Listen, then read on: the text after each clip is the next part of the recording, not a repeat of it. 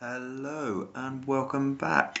I've given everyone a well-earned week away from my voice, my incessant messages, my general updates, and after a very hectic transfer deadline day, I thought I'd grace you all with that voice once more on FA Trophy first group round game day, as it's usually called. Mostly with a view to dissecting some of those transfers as we go through each team. All of us League One and League Tours are pretty much active, I believe, minus Louis and Lawrence, who are punished by Louis' grueling Conference League schedule. But yeah, thought I'd go through a few of the games, and when we touch upon various teams, I can sort of remind everyone of their wheelings and dealings from last week. Also have a bit of a recap on how everyone's actually getting on at the moment. So it seems like a long time since we played a league game with both that transfer deluge and then the international break as well. And we're starting with me.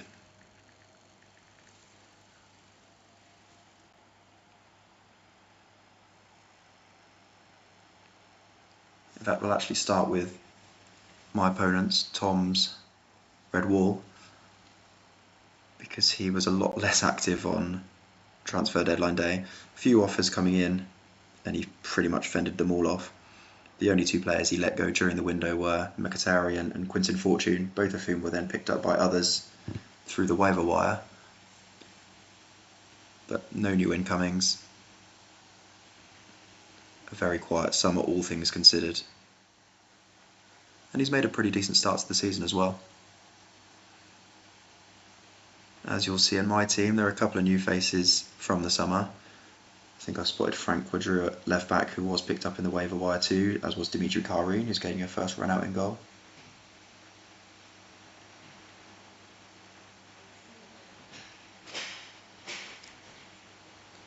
And then a very notable set of newcomers up front actually.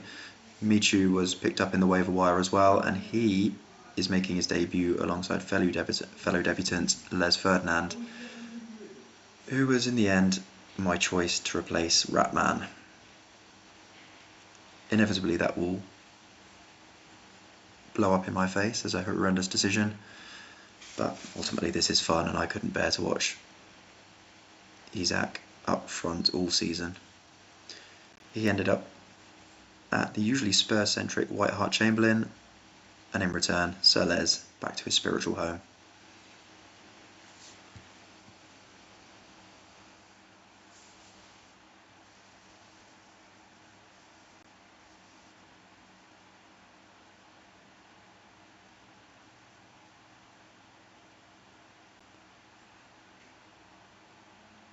I'm actually sitting top of League 2 at the moment. Not that you'd guess that from the first 20 minutes.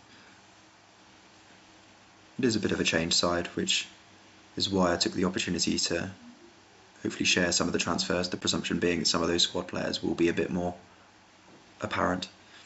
But yeah, other than Les Ferdinand, I also picked up Paul Gascoigne as part of that specific trade for Isak. I bought Alan St-Maximin off Thomarse for 40 million. And then there was a final trade where Jose Enrique and David Ginola also reclaimed their black and white shirts in exchange for Van Bronckhorst and Anthony Gordon, who went to Merseyside in replacement. At the moment, the Red Whall, though, putting up a great advert for doing sod all instead.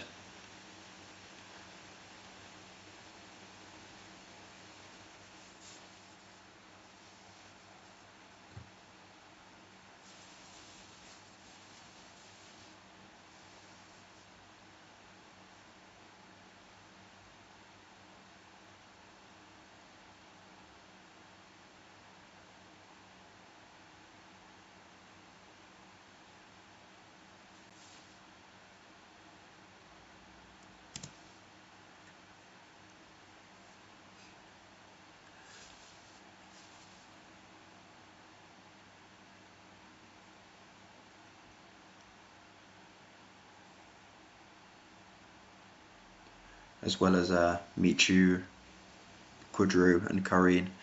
I also brought in Willie Nonto, Christopher Ayer, Chancellor Mbemba and Darren Peacock in those those waiver weeks.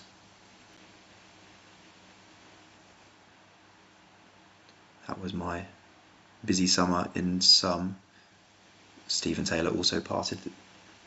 I let him go.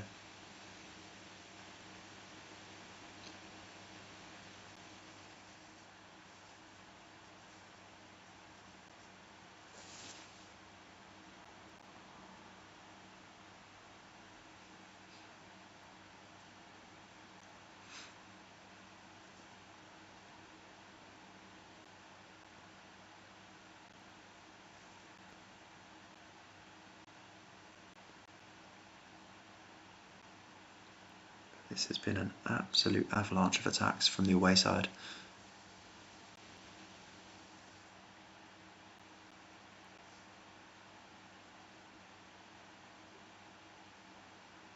Who, to be fair, are playing pretty close to their first team.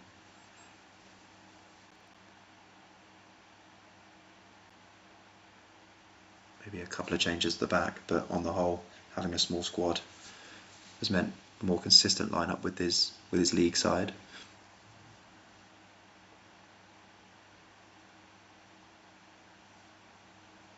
Sir Bobby, on the other hand, deciding to ring the changes fairly unsuccessfully so far.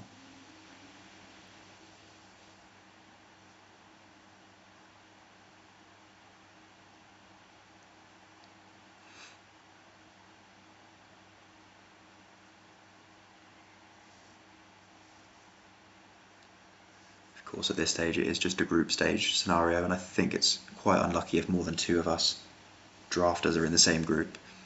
So I mean, this wouldn't mean I'm out per se, but it's certainly not a positive showing, and a nice own goal for the debutants.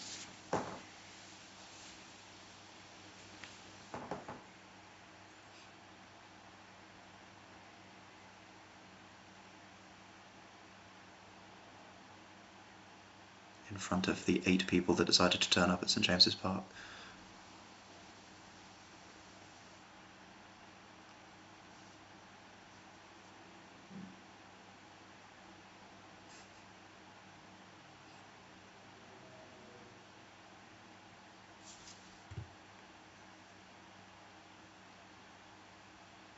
FM does traditionally have a penchant for punishing lots of changes in a squad. So I mean, I am tempting fate.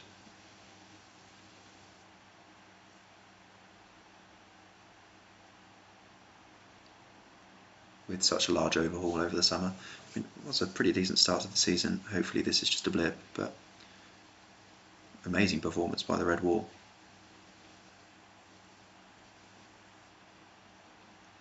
Who, like I say, only just really shook off a relegation battle last year, but have started very solidly this year. A very disgruntled 8 people go back home.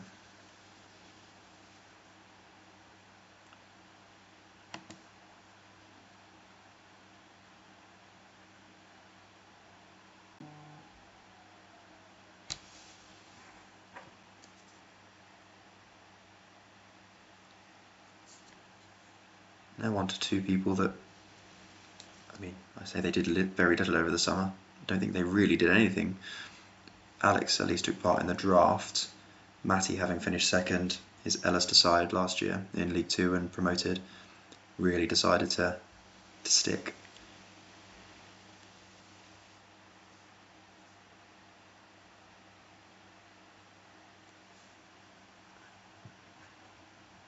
Two old mates though, and also good to gauge quite how good us League 2 sides are in relation to those promoted sides. These cup competitions will be the only chance we get to piss ourselves against them.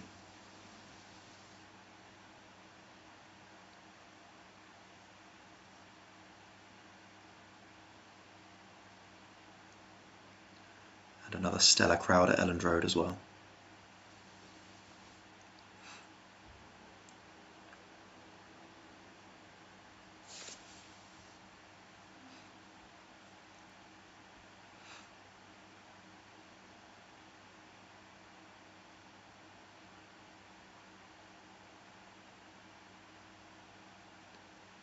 Again, a few line-up changes, seemingly, based on the fact that Nigel Martin's in goal. I think I saw 2 summer draft pickups in Rico Lewis and Archie Gray getting some game time as well. That being said, the Ellister side is pretty much full strength, bar Cantona not starting.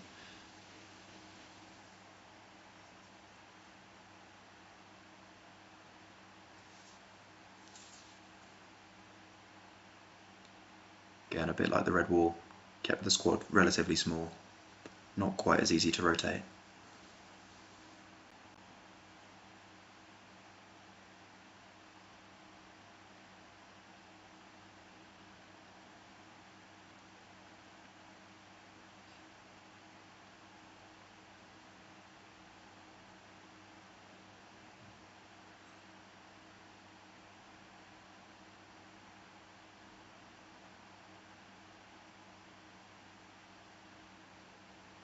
Very good goal.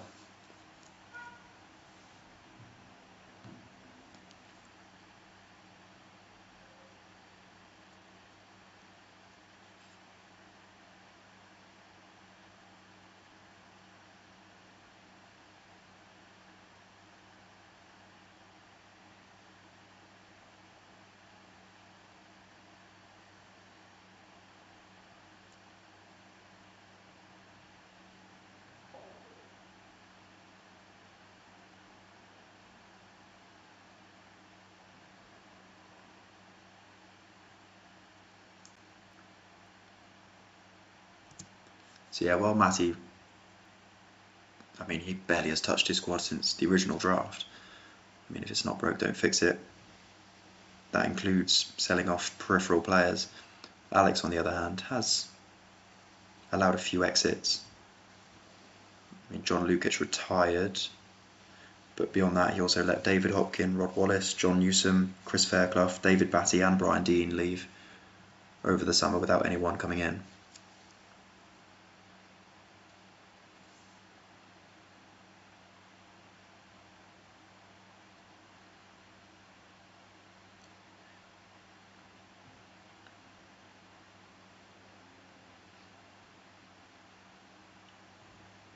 I say no one came in. He obviously did the draft itself. And that saw De Ligt, Forlan, Pedro, Hoyson, who has just come on, I believe, Gray and Lewis, as mentioned earlier, they all joined. And someone who reigniting their career this season is Lee Bowyer, who seems to have played a part in every match so far. Nice to see Zola get some game time as well. Can't imagine he's too far off retiring in the context of the game.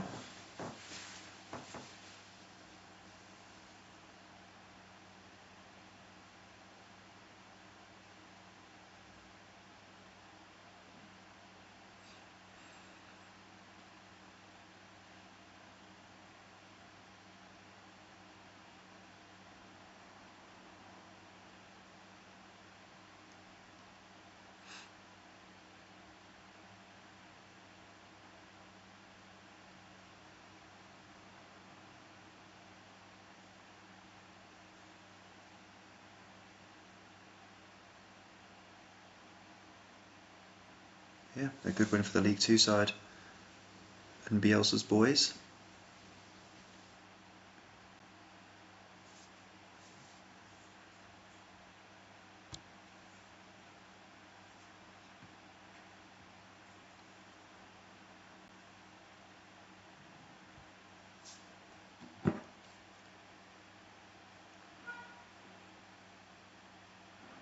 I have purposely chosen sort of the 5 matches that were sort of drafter v drafter. There is obviously a few of us involved against the rest of the pyramid, which I'll come to after the live games. And again, actually, these two have got a fair bit of history actually, but were quite quiet in this transfer window.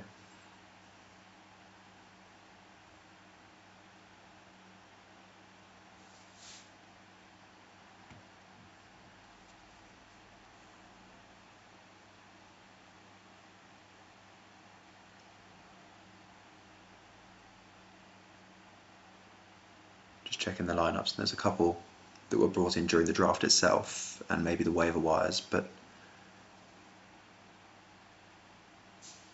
deadline day definitely was quiet. I think Chesh was in bed by 8. A few people trying to get in touch with him to inquire about his players, and he was nowhere to be found.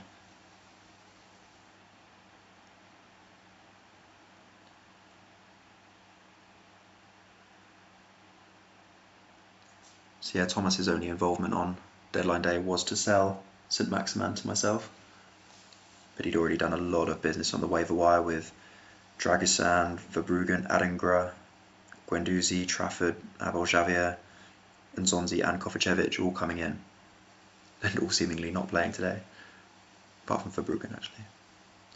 He'd already traded Lukaku for Letitia at the start of the summer with Jazz, and he'd signed Jordan Henderson off Dauncey as well. So it was a busy summer, just not a busy final day. And that also followed a draft where he had a maximum allocation of picks.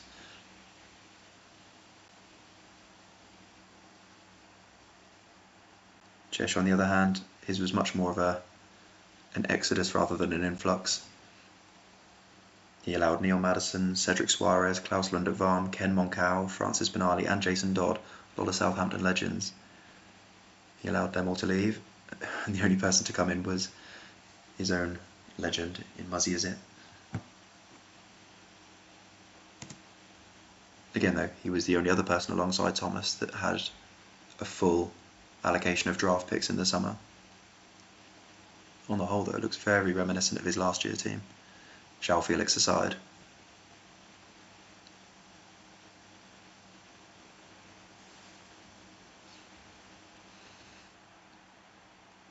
Chesh is actually undefeated so far this year. Thomas I think he can say the same, albeit he's dropped points. No, he might have lost one as well actually, against what you probably deem inferior League One pyramid extras.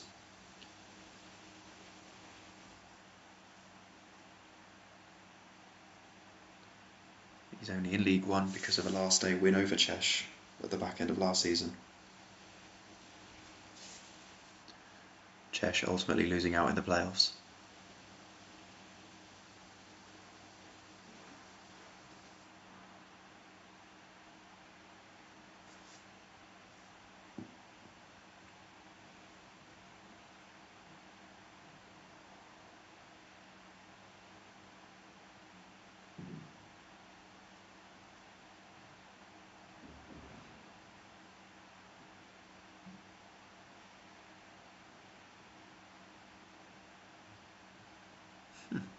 And a first ever Thomarse goal for Darko Kovacevic, for those who remember him.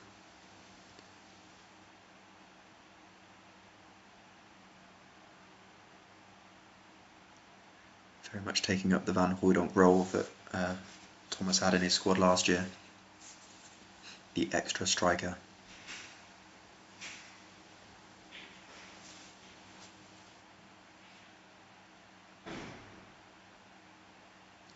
And a first defeat of the year for Ange's men.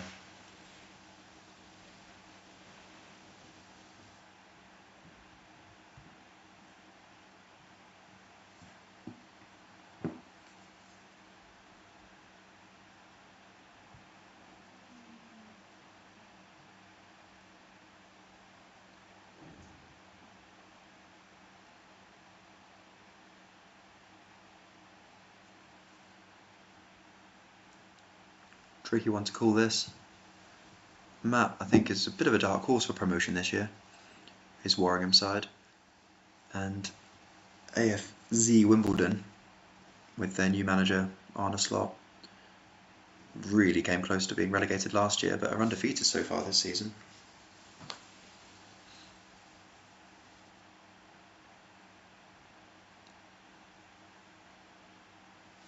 Both of them sort of slightly busy in the summer. Well, Ziggy was busy in the summer, letting half of his squad disappear. I'll see if I can get through the entire list of players he let go, but we might not have time tonight.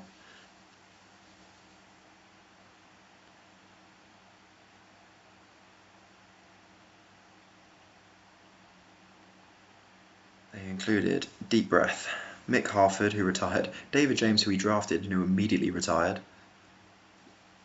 He really had a positive first impression of the squad. Then also allowed to leave Chris Perry, John Hartson, Peter Fear, Andy Thorne, Andy Clark, Kenny Cunningham, John Scales, Efan Akuku, Dean Holdsworth, Hans Seegers, Alan Kimball, Alan Reeves, Andy Roberts, Dean Blackwell, Gary Elkins, John Goodman, Laurie Sanchez, Carl Lieburn, Michael Hughes, Scott Fitzgerald, Marcus Gale, Jamal Lowe, and on deadline day, Gareth Ainsworth, just for good measure. In, Shaka Hislop, only to replace David James. And it's half time. So yeah, his squad is drastically smaller than how it looked at the start of the summer. Matt, on the other hand, I think he was exploring deals on the final day. Nothing really came to light in the end. He let 3 people go. He'd resisted a lot of offers earlier in the summer, but then finally let Ayal Berkovic, Angelo Ogbonna and Don Hutchinson leave. He also let James Collins and Hayden Mullins go out on loan. Steve Potts and Aaron Cresswell had already left earlier in the summer. The summary of his incomings were all through the waiver wire. They included Melier, as sort of goalkeeper backup, Harwood Bellis and Valentin Barco, a bit of a shrewd FM pickup.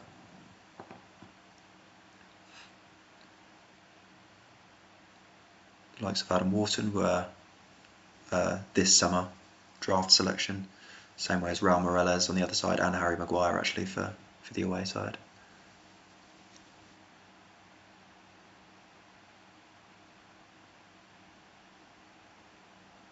But yeah, both have made pretty solid starts to the year. Matt needs some points on the board before his latest European venture gets in the way. The price of winning Europa League last season. And definitely some lineup changes from Jurgen Klopp today. Dean Ashton and Carlton Cole sharing the striker duty ahead of a rested Haaland.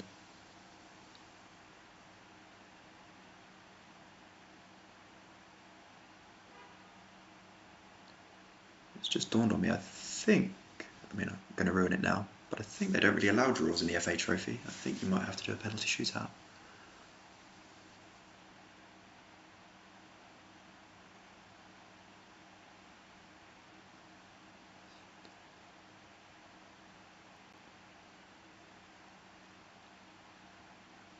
Indeed we do.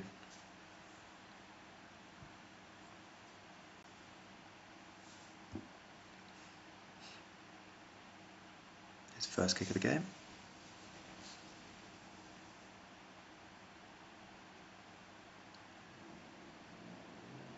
It's McCloskey in goal today for Warringham, but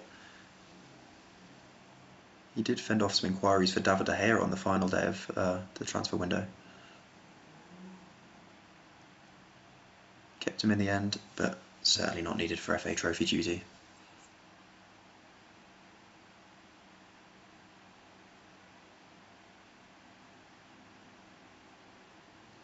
Harvey Elliott, another summer draft pickup.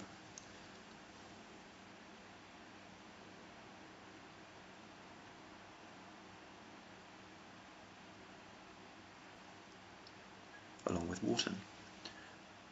Very much thinking to the future with the age profile. Oh, we know Harry Maguire can take pens.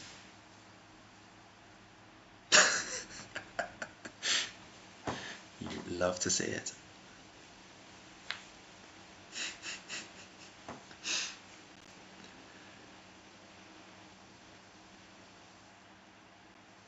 I don't mind saying that my Isaac bitterness has extended to Liverpool fan Ziggy, who was pretty relentless throughout the summer.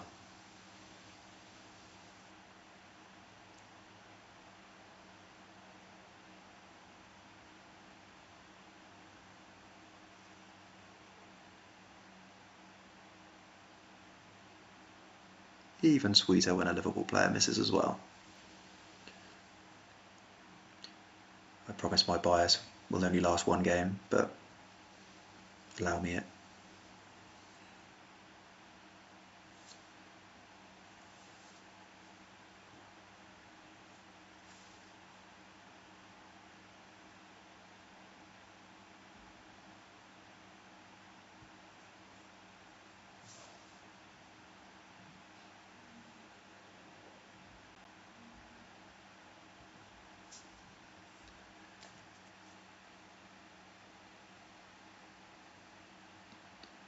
final highlighted game. And it's good that we get to discuss Harry Pally, because that was probably the, he was involved, Harry, involved in the trade of the day last Monday I should say. It was a chaotic day, to put it mildly. I think I kicked into gear about 1 o'clock in the afternoon, and it was non-stop from then until midnight. I mean, literally the final 3 deals came through at 11:59. Some of the bigger ones did include the Isak trade. Those final sort of 3 at the death with Dauncey's Devils and FullofStrangeham. Merseyside were involved in a good few trades as well. But I think it's fair to say the one that caught the eye most of all was Harry.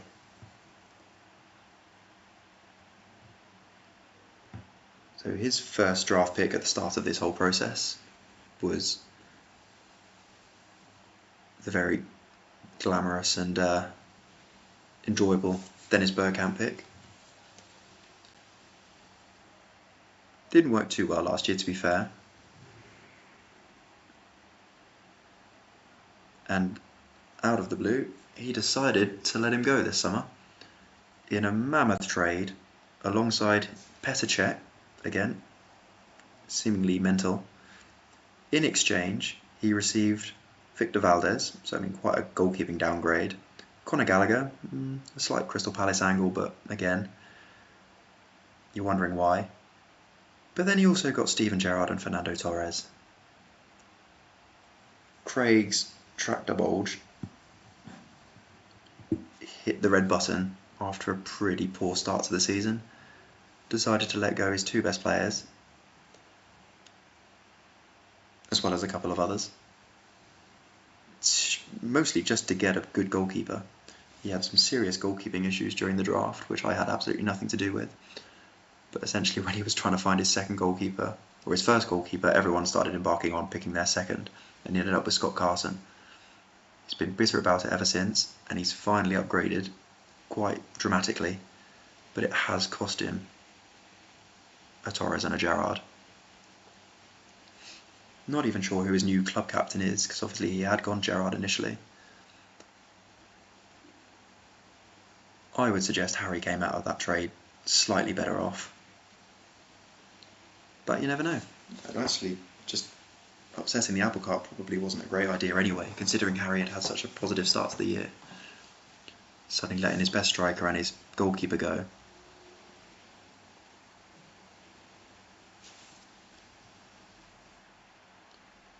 And it's actually Guaita who's got the nod between the sticks today.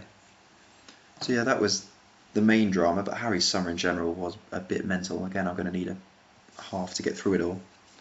He also got David Luiz, Tim Sherwood and David Dunn as part of a trade which saw Kolo Toure go the other way. So again, he's been a pretty intelligent wheeler-dealer.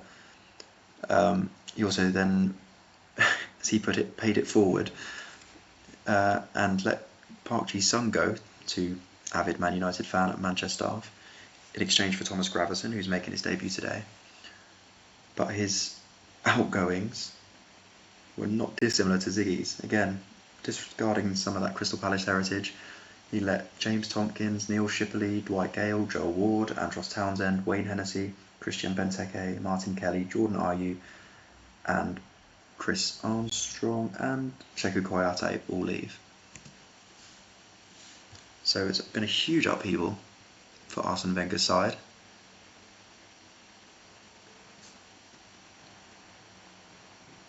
And actually, despite starting both Gerrard and Torres today,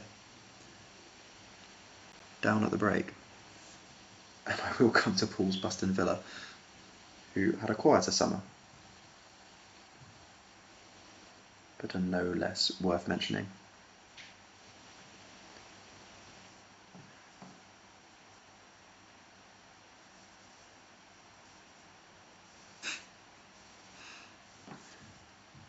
So his incomings were all waiver-based, Paul's I mean. That included Tammy Abraham, John Carew, as he tried to reinvigorate his strike force. Robert Sanchez was a new goalkeeping option. And then he also brought in James Tarkowski and Steve Stone, lovable Steve Stone.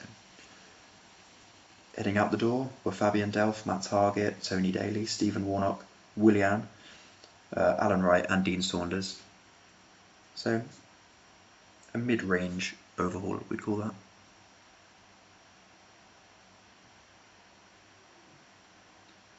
Conor Gallagher also getting his first run out.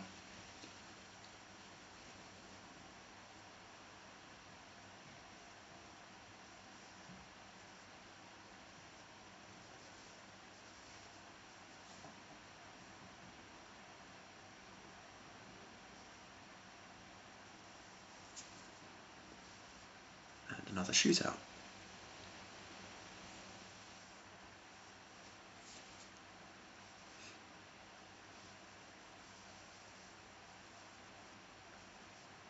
Second shootout in a couple of weeks for Harry Valley. He had a never-ending, oh dear, good debut, never-ending face-off in the Carabao Cup against, I believe it was Cheshampton, which he lost out on in the end. It was Kiralai in goal that day.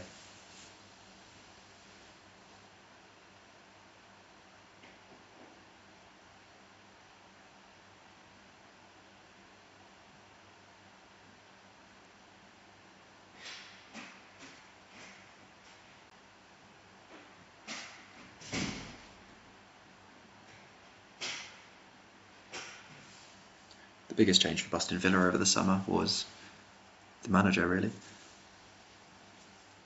Ron Atkinson coming in for the departing Jose Mourinho, which was definitely the biggest shock departure. But after a slow start to the season, it's actually starting to look okay for the last few games. Another good win there.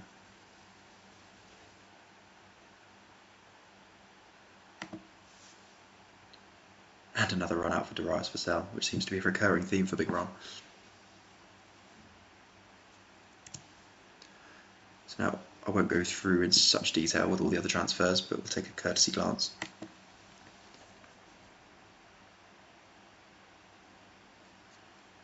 So, Dan City Cal, Mbumo came in through the summer draft. One shot through the waivers, and Buonanotte too. Other than that, pretty familiar looking lineup and a comfortable win. Can't say the same for Dan City Y. We've had a rough last few games actually.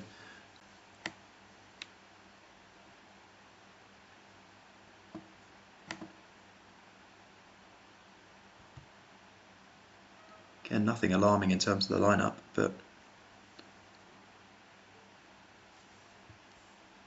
a very busy start to the season, perhaps already denting some of the performances. Can't say the same for Foyverton, who just untouchable at the moment. I was going to say Jamie resisted some approaches for Ronaldo on deadline day. I don't think he really was ever taking them seriously. Barnsley, who are finding it already tough amongst us League 2 lot, finding out what last year's League 2 champion can do to them as well.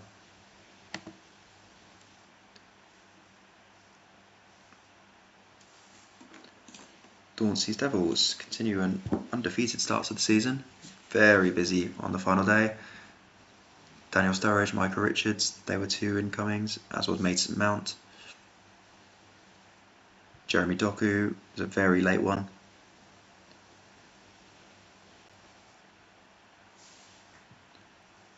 We'll just quickly consult their full list because it's worth going through.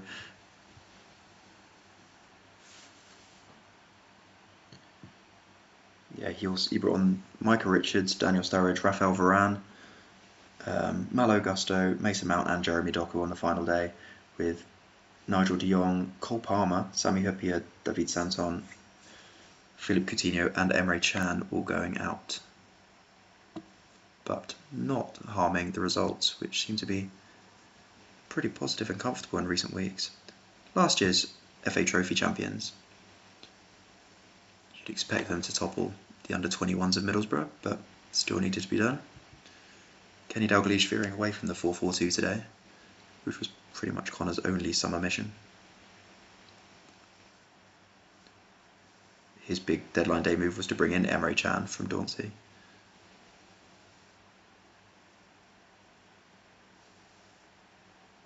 It was Doku that he let leave in return. But still a win. Jazz. Again, bit of a mixed bag to start the season, but gets over the line.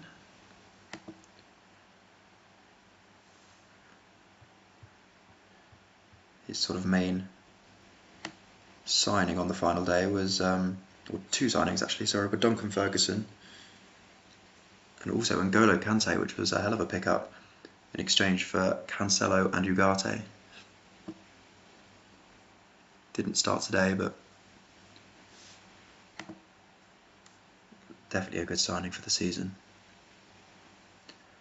FullofStrangeham, a bit like Foyverton, very untroubled, but also very busy for the whole transfer window. I mean, he was an absolute pest, to be honest. I had official emails of complaint, calls to have him removed, but he still managed to get some deals over the line. The likes of Gallas, Ramirez, Matt Turner, Martin Dubravka, Ziyech, Hupia, Santon and Coutinho all came through the doors, while Akanji, Van der Ven, Kudus, Alvarez, Julian type, Varane, Gusto and Mount all left. And I wonder how quick it will be for him to ask me about that Van Dijk red card. Arsened beating his Arsenal counterparts, Arsenal C, or D even. Ned was very quiet over the summer, got a wedding to plan. Absolutely understandable.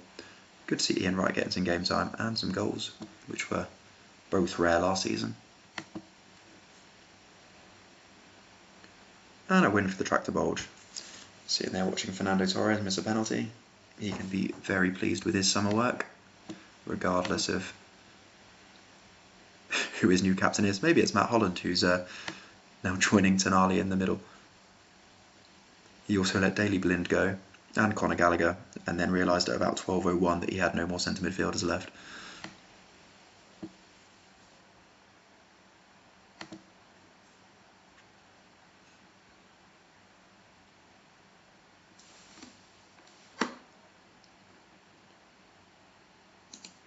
And I think finally we're at Danielsea, who had a very quiet summer.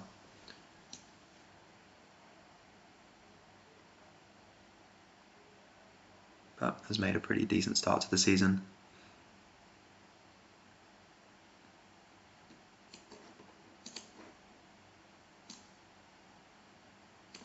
Another good win there. I think that is everyone.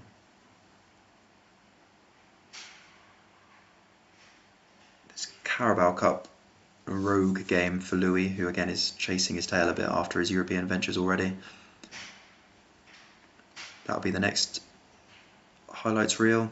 Very quick game against Aston Villa B, I think it is. And then league action, as it is in real life, will come back next weekend. That should bring you up to date with the transfers and the first round of FA Trophy games.